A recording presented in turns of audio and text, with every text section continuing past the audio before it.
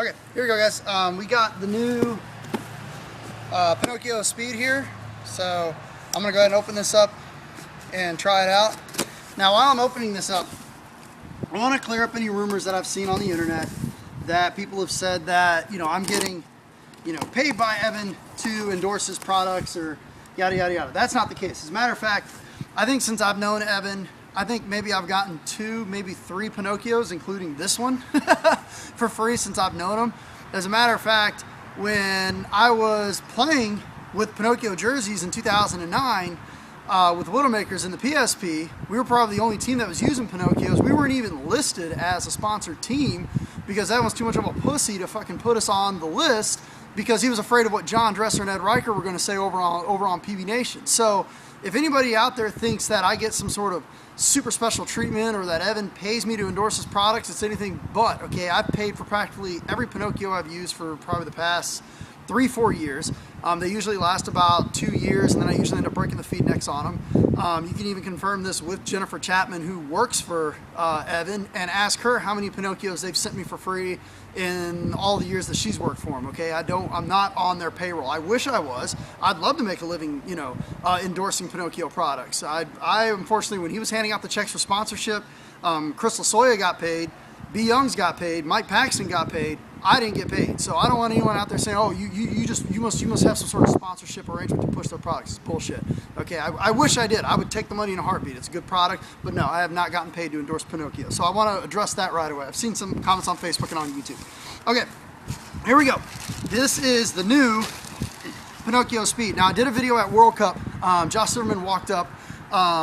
Josh Silverman came up with a prototype of the Speed. This is actually a factory. This is what they're going to look like when they come out. Now, they're going to have fancy packaging and stuff like that. The boxes didn't get done in time on the first 200.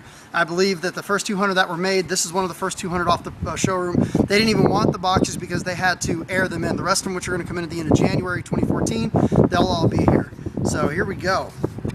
Now, one of the questions... Sorry about that. The other camera died. So you can take the nose off with one button, and you can get inside here with a cloth if you need to clean the inside. And you can use a swab to just clean out the drive tray. You can also stick it up through the underside here. And this is actually like the plastic that they used to make the old school Revies, and actually now the new re-release for Levies. This is the nylon plastic. It feels really good. Now let's go ahead and I'll show you that it's got batteries in it. He told me he was going to come with batteries in it because I told him I was going to do an unboxing video from pretty much the box straight to the gun. I'll go ahead and snap that on. And the power button is on the underside. Now, something he also told me is that these come with the new P boards, which is the full 18 volts into the motor. And the cool thing is, if you guys remember the old Pinokio P boards, it will, as opposed to the old ones, the new ones will go from green light to red light on dead batteries. The old ones didn't do that. I told him he needed to change that. Still use the Halo feed neck, so let's go ahead and put on the gun. This is what obviously the old Pinokio looks like. I mean, I really like it, but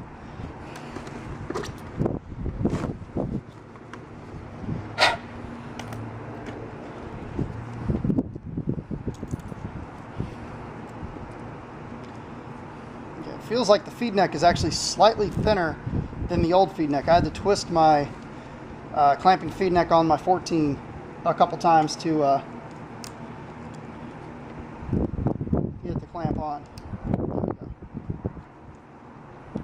Okay. So that's what it looks like on the gun. Let's go ahead and shoot it.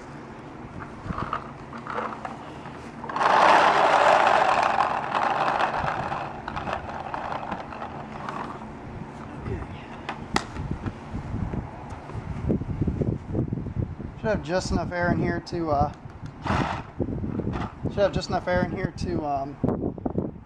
shoot this loader. So if anybody's got the time to count how many balls I'm going to shoot here, we should be able to,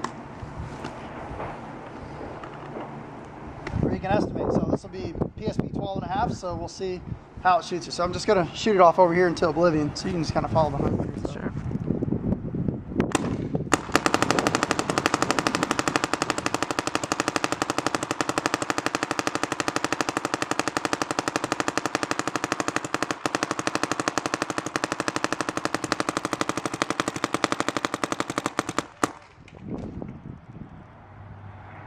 Okay, shot it dry.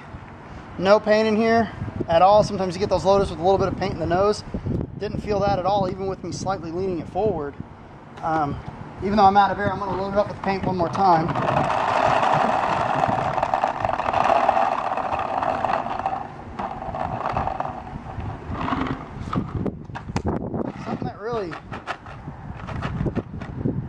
Something that's really neat about this, first impressions, is that the loader isn't in my face like it is with the Z2 or the even the bigger Spire. You know, a lot of times you're used to that, the back of the loader sticking right in your face. This feels like you've got like a 100-round hopper on the gun from the back. I mean, look how much of a gap there is from the back of the gun to the back of the loader.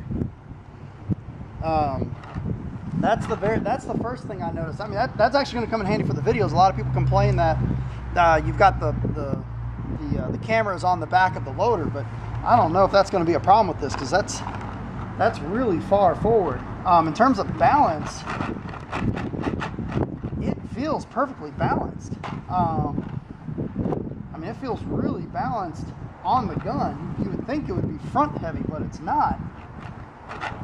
It feels, you know, nice and balanced on the gun. I mean, I'm just holding it by basically the snatch grip to see how it feels. And as you can see, you know, on the holding it by the back, it's you know, pretty balanced. Maybe slightly nose heavy, but not bad. So that's I mean, so far I like it. You know, we're gonna have to see once I get out there and playing if how it sticks out over the front of the gun.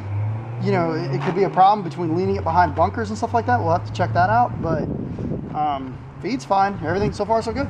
Thank you.